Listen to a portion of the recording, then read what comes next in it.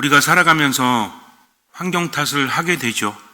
아무리 하지 않으려고 해도 내가 이런 환경이 아니었으면 더 좋았을 텐데 라는 생각을 하게 마련입니다. 물론 인간은 환경의 영향을 받을 수밖에 없죠. 그러나 환경 탓을 한다고 할지라도 바뀔 수 있는 것은 아무것도 없지 않습니까? 그렇다면 내가 다른 사람을 탓하거나 환경을 탓하거나 나를 탓하는 것은 의미가 없죠. 그러니 탓하면 됩니까? 안 됩니까? 탓이 되는 건 돼요. 근데 탓하면 안 돼요. 이 두 가지를 구분할 수 있어야 됩니다. 완벽할 수는 없죠. 어떻게 완벽할 수 있겠습니까? 완벽하고자 하는 것도 욕심이요 교만이죠. 우리가 기억해야 될 한 가지는 무엇이냐? 아무리 상황이 안 좋다고 할지라도 우리는 하느님께 의지한다. 그분을 알고 그분께 의지하고 지금 내가 할 수 있는 만큼을 하는 것이 중요하다. 하느님께서는 나에게 그럴 힘을 주십니다. 그런데 그 힘을 가지고 뭐 하는 거예요? 자꾸 탓하고 불평하면 결국 힘을 다 써버리니까 상황은 더 안 좋아진다. 그래서 믿음이란 무엇이다?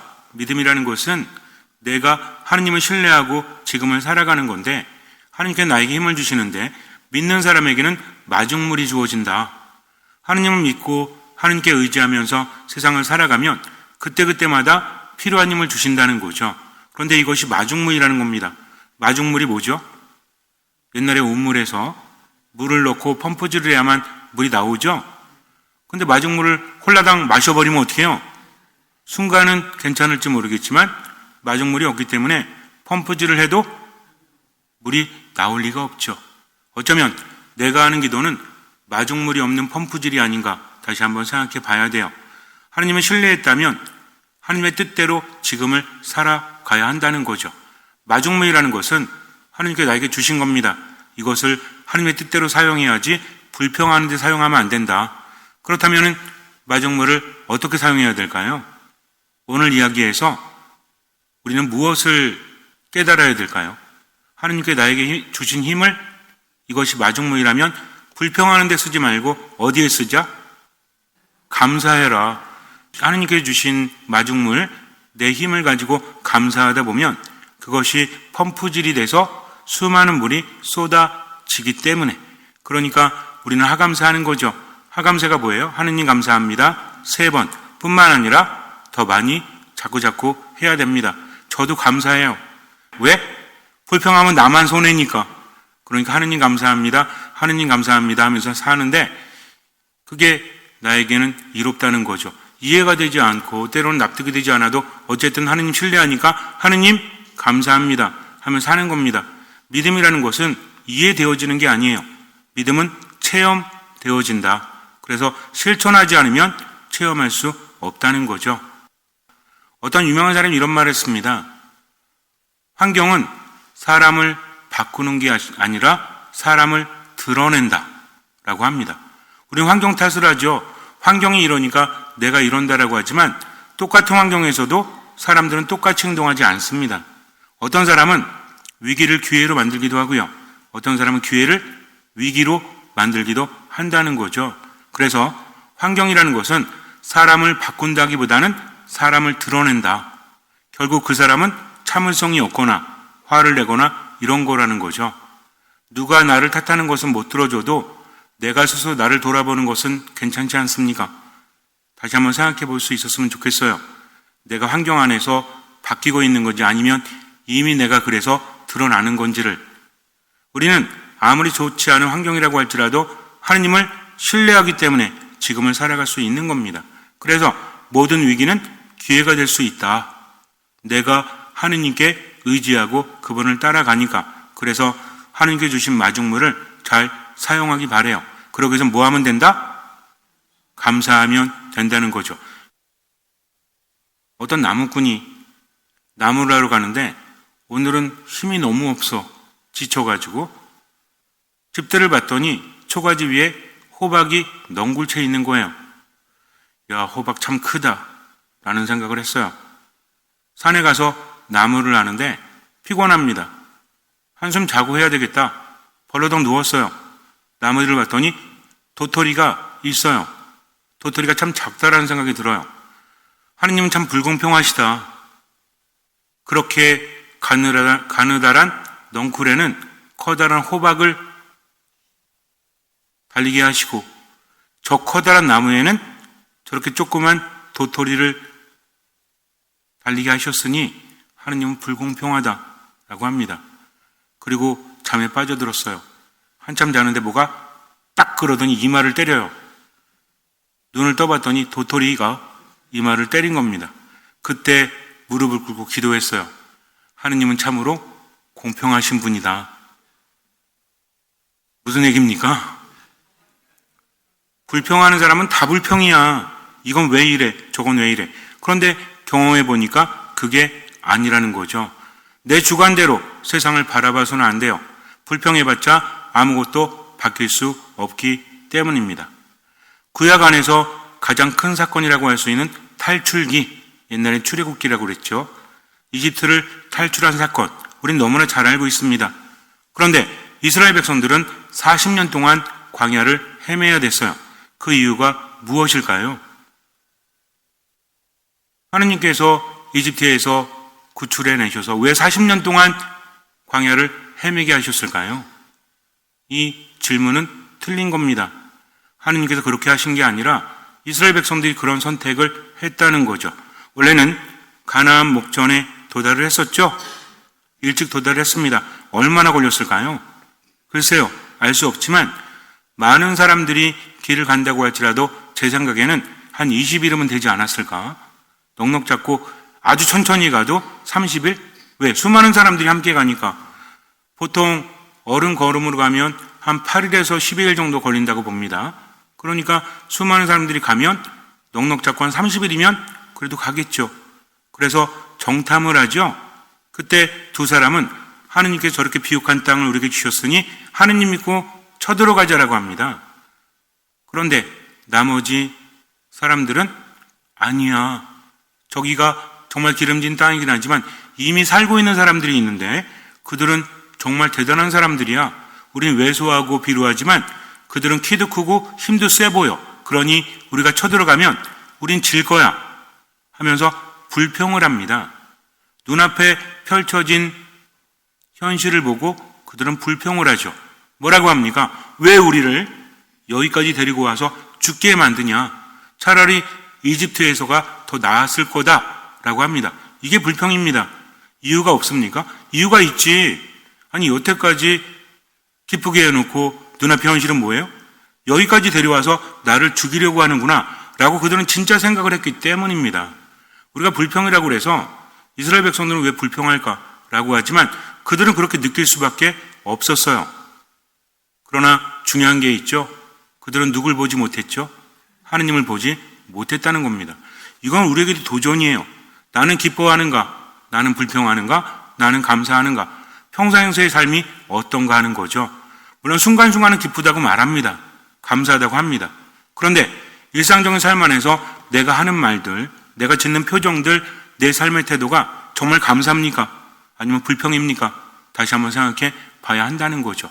그래서 광야를 헤매기 시작을 했는데 그게 몇 년이에요?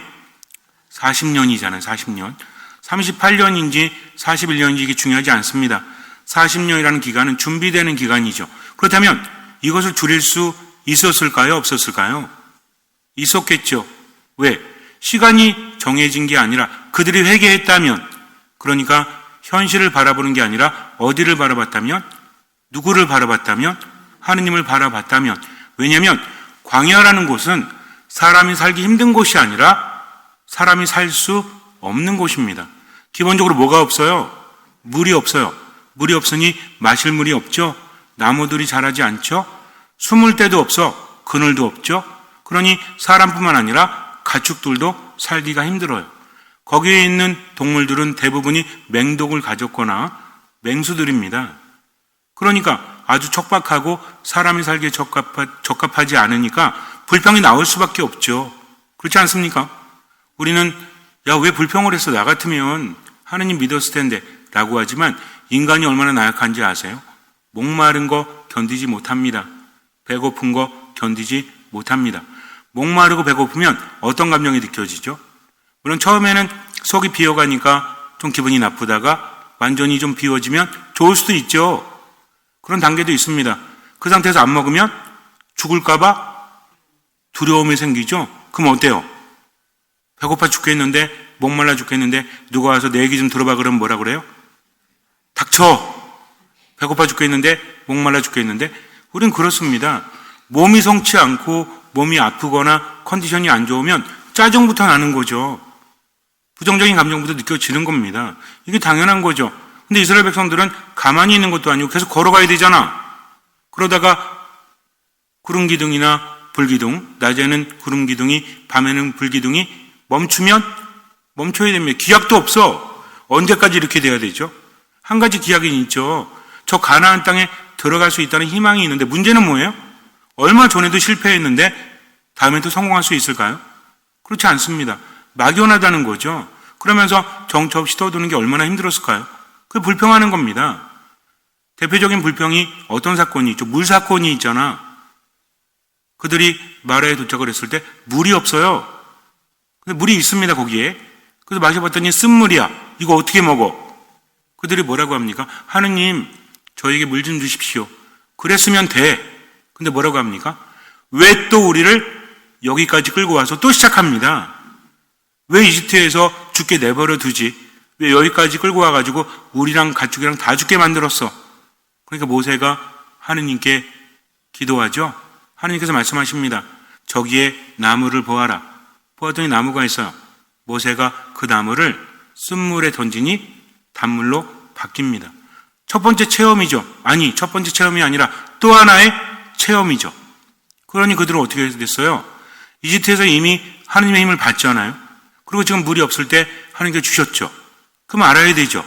광야에서 물이 없지만 하느님께서 주신다. 알아야 됩니다. 그런데 그 이후에 또 보면 탈출기 15장, 17장 연이어서 나와요. 르피딤에 다다랐을 때 그들이 또 불평을 합니다. 목말라 죽겠으니까. 얼마나 힘들었을까. 또 불평을 하죠. 아니 왜 또 이렇게. 그러니까는 결국에는 그들이 계속 불평을 하는 거죠. 물이 없다고 불평을 합니다. 그랬더니 어떤 일이 벌어지죠? 하느님께서 말씀하십니다. 네가 이집트에서 들어올렸던 그 지팡이로 이 바위를 쳐라. 그러면 물이 나올 것이다. 그렇게 합니다. 물이 나와요. 마셨죠? 이걸로 끝났으면 괜찮아. 민수기를 보니까 또 그래. 르피딤에서 물을 마시는 기적을 체험한 다음에 거기를 마사와 무리바라고 부릅니다. 마사는 시험이란 뜻이에요. 무리바는 논쟁이란 뜻이에요. 즉 그들은 시험 속에서 논쟁을 했던 거죠. 하느님의 시험이 뭡니까? 물이 없을 때 어떻게 하나 본 거죠. 근데 그들은 뭐 했어요? 뭐 했어요? 불평했잖아요. 하느님께 의지하지 않고 불평하는 거죠. 즉 불평하는 자는 뭐가 없는 거다? 믿음이 없는 겁니다. 하느님 안 바라보고 현실만 바라보는 거지. 그런데 그러면 나아질 건 아무것도 없죠. 그리고 40년을 헤매요. 이제 마지막 해가 되었을 때 그들은 또 불평을 합니다. 어디서? 마사와 무리바에서. 그때 거기야. 또 불평을 해요. 모세는 어땠을까요? 아, 나 못 해먹겠네 진짜. 아니, 니들이 한 게 뭐 있어. 내가 하느님의 말씀을 듣고 가서 너희들 구했잖아. 근데 너네들은 40년 동안 불평해. 화가 날까요 안 날까요? 애초부터 화났잖아. 하느님께 십계명을 받으러 시나이산 올라가가지고 40일 동안 기도하면서 십계명을 받아왔더니 백성들은 뭐하고 있었죠? 금송아지를 만들어가지고 우상숭배하고 있습니다. 화가 난 모세가 어떻게 해요? 십계를 깨트려 버리죠. 그러니까 하느님께서 뭐라고 하십니까? 아유, 다 죽여버려야 되겠어. 이제 모세 너를 통해서 새로운 민족을 만들게. 모세는 화가 났지만 이건 아니잖아요. 하느님 그건 아니죠. 제가 아무리 화가 났지만 하느님 마음 그거 아니시잖아요. 만약 그렇게 하시면은 이집트인들이 뭐라고 하겠습니까? 기껏 구출해가지고 죽여버리면 그들이 뭐라고 하지 않겠습니까? 하느님께서 들으시고 그래? 그렇구나? 라고 하시잖아요. 이 표현 잘 유의하라고 하셨죠? 하느님의 생각이 없으셔가 아닙니다. 하느님께서 인간에게 맞춰주시는 거예요. 그리고 그 과정 안에서 깨닫기를 바라시는 거죠. 그런데 40년 동안 불평 한두 번 했을까요? 그들이 왜 불평했죠? 물이 없으니까. 물이 없으니까 불평합니다. 그럼 또 어떻게 쓰면 돼? 이게 문제라니까. 40년 동안 안 변했어요. 그때도 불평하고 불신해가지고 빨리 끝날 거를 40년 헤맸으면은 20대가 60대 됐잖아. 아직도 안 변해. 사람 진짜 안 변해요. 그러니까 어떻게 합니까? 또 하나님께 청하니까 지팡이를 들고 말하라. 그러면 물이 나올 거다라고 하죠. 여기서 모세가 실수를 합니다.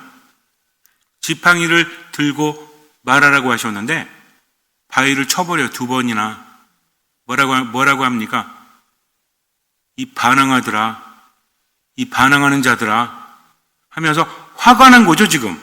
그러니까 이스라엘 백성들은 불평을 했고 모세는 뭐 하는 겁니까? 분노한 겁니다. 이 때문에 어떤 사건이 벌어지는지 알아요. 물은 나와요. 물은 나오는데 문제는 뭐냐면 네가 내 거룩함을 드러내지 않았으니 너도 가나안 땅에 들어가지 못할 것이다. 모세하고 아론도 못 들어가요. 이 사건 때문에. 하나님을 신뢰하지 않았잖아요. 불평뿐만 아니라 무엇도 불신이죠. 분노도 불신인 거예요. 그럼 모세는 이번에만 분노했을까요? 아마 40년 내내 화가 나지 않았을까요? 모세 정도 되니까 그 정도지.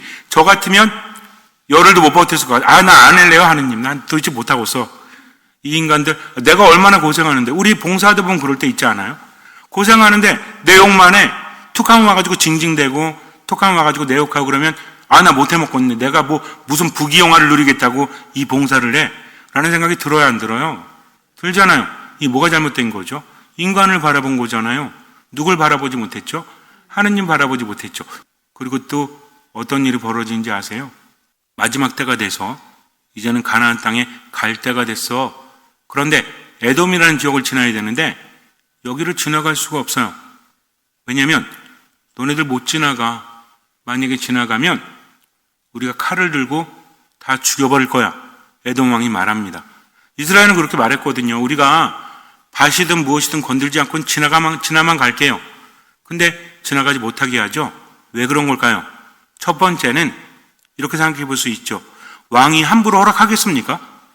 아니 이스라엘 백성들이 자기네 나라를 지나가는데 우리도 인진네한테 왜 그랬어? 일본에서 뭘 빌려달라는 거야? 길 빌려달라는 거잖아요. 그냥 지나면 가겠다. 우리 명나라 치러 가는 거니까 걱정하지 마라. 우리가 내줍니까? 내줄 리가 없지. 이게 첫 번째입니다. 두 번째는 뭐냐면 에돔 사람들은 에사우의 후손들이에요. 이스라엘 백성들은 누구의 후손이에요? 야곱의 후손이지. 야곱하고 에사우는 누구야? 누구예요? 이삭의 아들들이잖아. 아브라함은 이삭을 낳고 이삭은 야곱과 에사우를 낳잖아요. 아브라함은 원래 이삭 전에 누구 낳죠? 이스마엘. 이 사람들이 다 거기서 퍼진 사람들이라니까. 그러니까 에돔 사람들은 뭐냐면 아니 우리 조상은 에사우잖아. 근데 에사우가 야곱한테 뭘 뺏겼죠? 장자권을 뺏겼잖아. 뭐 한 그릇에? 붉은 팥죽 한 그릇에. 원래는 에사우가 장자니까 아버지의 축복을 받아야 됐어. 근데 엄마는 누굴 더 좋아했죠? 다소곳하고 여자 같은 야곱을 더 좋아했죠. 평상시 많이 도와줬을 테니까. 그래가지고 에사우는 저 털이 많으니까 가죽 입혀가지고 아버지가 눈이 좀 안 보이고 거의 멀었으니까 가서 에사우인 척 해라 그래서 엄마가 음식 만들어줬잖아요. 그래서 가서 축복받아갖고 어쨌든 근데 머리 썼지. 그 전에 에사우한테 팔았잖아. 샀잖아. 에사우가 배가 고픈데 팥죽 끓이고 있었죠. 야, 한 그릇만 줄래? 형 한 그릇만 줘, 동생아. 그랬더니 그냥 줄 수는 없고 장자권을 나한테 팔아. 알았어, 그까짓 거 이렇게 말한 겁니다. 아무 생각이 없었던 거지. 근데 어느 날 사냥하고 오니까 아버지한테 가서 저 축복해 주세요. 그랬더니 뭐래? 뭔 소리야 이미 했는데. 아니에요, 저 못 받았어요. 그때 알죠? 야곱 빼앗았구나. 근데 한번 축복을 내렸으니 어쩔 수 없다. 아버지가 마지막으로 아들에게 주는 축복은 이 남발할 수가 없는 거거든요. 에사우가 어떻게 해요? 화가 나죠? 야곱이 어떻게 합니까? 도망가잖아요. 나중에 만나긴 하지만 이런 이력이 있다니까. 그러니까 에돔 사람들이 어떻게 했어? 야, 저 진짜 저것들 야곱의 후손들은 아주 그냥 믿을 게 못돼. 그러니 안 돼라고 할 수도 있겠죠. 어쨌든 못 지나갑니다. 그러면 이스라엘 백성 입장에서 보세요. 지금 물이 없어가지고 불평해가지고 여러 가지 사건을 겪었잖아요. 거기다가 아론도 죽어버렸어요. 123세에. 아론은 누굽니까? 모세와 함께 백성을 이끌던 지도자죠. 지도자가 죽었다는 건 뭐예요? 슬픈 거죠. 가뜩이나 광야 생활이 척박하고 힘든데 아론이 죽었어요. 미리암도 죽었어요. 모세의 누이와 형이 다 죽어버렸어. 사람들이 볼 때 어떻겠어요? 유력한 지도자들 가운데 2명이나 죽었으니 힘이 빠집니까? 안 빠집니까? 힘이 빠지죠. 그러니 어때요?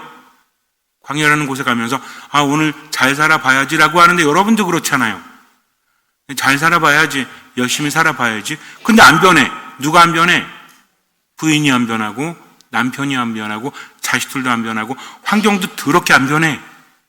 그러니까 해보려고 하다가 더 지치고 힘든 거죠. 이스라엘 백성도 마찬가지야. 마음 먹으면 뭐해? 광야를 보는 순간 힘 빠지는데, 짜증나는데, 그리고 지긋지긋하다고 하죠. 야, 이거 뭐가 지긋지긋하대요? 먹을 게 지긋지긋하대. 먹을 게 뭐였어요? 만나였잖아요. 메추라기였잖아요. 야, 맨날 이거 먹고 진짜 짜증나 죽겠네. 이 터진 겁니다. 또 그럼 모세는 어떨까? 야, 니네만 먹어? 나도 먹어 이거. 내가 왜 니네들 이끌고 왜 이 꼴까지 당해야 돼? 화납니까? 안 합니까? 화나는 거죠. 하느님께서 어떠세요? 한숨만 나오고 이것들을 내가 선택해가지고 여기까지 끌고 왔다고? 참지 않으십니다. 불뱀을 보내십니다. 불뱀은 독이 있는 뱀이죠. 물어 죽입니다. 그때서야 또 하느님 죄송합니다 하죠. 하느님께서 뭐라고 하십니까? 나도 안 할래 이제. 나도 지쳤어 니네들. 야, 40년 동안 만나 먹냐고 지긋지긋했다고? 난 니네들 보면서 얼마나 지긋지긋했는지 알아? 라고 하십니까? 구리뱀을 만들어서 높이 올려라. 저것을 쳐다본 이들은 다 살 것이다. 과연 바라본 사람들은 다 살게 됩니다. 이게 이어지는 거, 역사는 반복됩니다. 사람들은 또 불평하고 있죠. 가나안 땅에 정착을 하고 나서도 끊임없이 불평합니다. 하느님께는 다른 방법을 선택하시죠. 안 되겠어. 얘네들은 믿지 못하겠어. 어떻게 하십니까? 본인이 인간이 되십니다. 삼위일체 하느님, 독생종자 예수 그리스도께서 세상에 오신 거죠. 그분이 어떻게 하십니까? 스스로 구리뱀이 되어서 높이 올려지시죠. 그분을 보는 사람은 모두 살 것이다.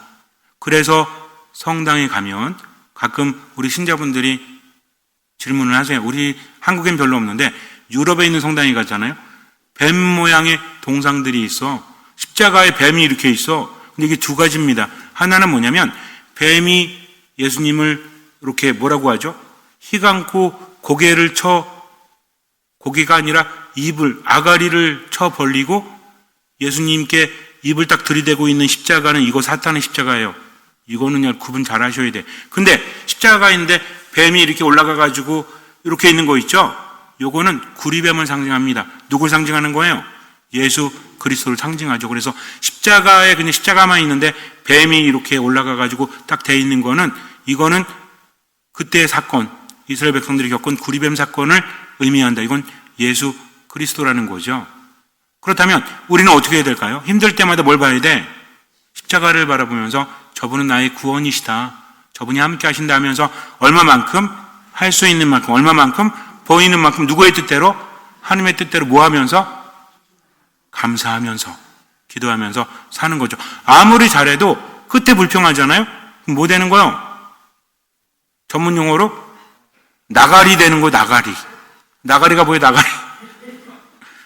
아무리 열심히 살고 아무리 힘들게 살아도 불평하는 그 순간 모든 공로가 싹 사라집니다. 그러니까 뭐 하시면 돼요? 하느님 감사합니다. 하느님 감사합니다. 어떤 경우에도 감사할 거리를 생각하고 감사한다고 말을 할 때 하느님의 기적이 내 삶 안에서 일어나는 거죠. 그렇다면 이스라엘 백성들은 왜 끊임없이 그렇게 불평을 했을까요? 이런 말이 있습니다. 단기 기억 우선 메커니즘이란 말이 있어요. 무슨 얘기냐면 사람은 오래된 것보다 최근에 일어났던 일에 많은 영향을 받는다. 하느님께 감사할 거리가 많았죠? 최근에 뭐 해서? 만나 먹었잖아. 맛대가리 없는 거 40년 동안 먹었잖아. 짜증이 납니까? 안 납니까? 그거라는 거지. 집에 가서 오늘은 내가 정말 우리 가족들한테 친절해야지. 들어가는 순간 어때? 아니, 뭐에다 이제 들어와? 그러니까 뭐라 그래? 내가 놀았어? 돈 버냐고 힘들었는데 집에 집구석이 오면 그냥 왜 화나면 다 집구석이라고 그러지? 집구석이라는 말이 나오자마자 이제 서로 화가 나는 거지. 그러면 돼요? 안 돼요? 안 됩니다. 들어올 때 여태 뭐 하냐고 이제 왔어. 그럼 뭐라 그래요? 내가 좀 늦었지. 미안해. 괜히 오래 기다리게 했어. 기다려줘서 고마워. 그러니까 왜 저러지? 미쳤나? 나 미쳤어. 당신한테 미쳤어. 사랑합니다. 그러면 어때요? 저 인간이 돌았나? 하지만 기분 좋을까 안 좋을까요? 좋겠지. 근데 거기서 내가 사랑한다고 말했는데 아무튼 우리는 안 돼. 당신은 안 돼. 이러면 돼요? 안 돼요? 안 됩니다. 끝까지 참아야지. 하느님을 신뢰했다면, 이스라엘 백성들이 감사했다면 얼마나 좋았을까요? 모세가 화내지 않았다면 얼마나 좋았을까요? 신명기 보면 이렇게 나옵니다. 모세가요, 민수기하고 신명기를 보면 모세가 느보산 꼭대기에서 가나안 땅을 바라봅니다. 하느님께서 보여주세요. 저희가 가나안 땅인데 너 못 들어가. 신명기 보면 뭐라고 나오는지 아세요? 모세가 죽습니다. 근데 눈이 밝어. 기력도 쌩쌩해. 근데 죽었어. 왜? 인간적으로는 건강했어도 그가 하느님께 죄를 지었기 때문에. 어떤 죄? 그분의 뜻을 어겼잖아요. 하느님 뭐라고 하셨죠? 지팡이를 두고 말하라고 했죠. 그러니까 쳤지. 왜 쳤어? 화가 나니까 이 반항자들아 쳐버린 겁니다. 자기 뜻대로 한 거죠. 그래서 들어가지 못했죠.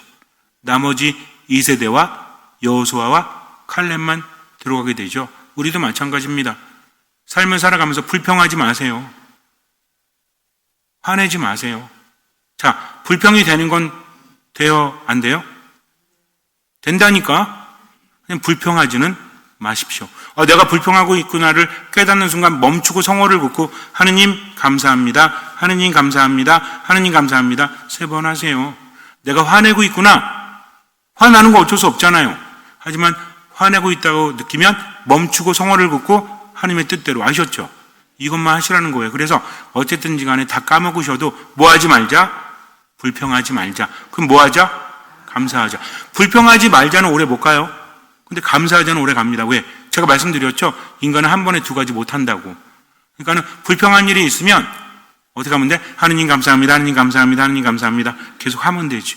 그럼 하느님의 힘이 느껴지기 때문입니다. 잠시 눈을 감으세요. 불평하지 마십시오. 아무 의미 없고 에너지만 다 빠져나갑니다. 하느님께서 우리에게 마중물을 주시죠. 어쨌든 감사하세요. 몸이 아파도 감사하고 또 마음이 힘들어도 감사하고 또 감사하세요. 왜? 지금이 좋아서가 아니라 하느님께 의지할 수 있기 때문에 감사하는 겁니다. 그분을 믿기 때문에 감사하는 겁니다. 그러니 듣는 마음으로 지금을 살아가세요. 할 수 있는 만큼, 보이는 만큼, 나머지는 맡기십시오. 미사 말씀 기도 안에 머무십시오. 주님께서는 그 믿음을 보시고 우리 삶에 놀라운 기적을 일으켜 주실 것입니다. 아멘.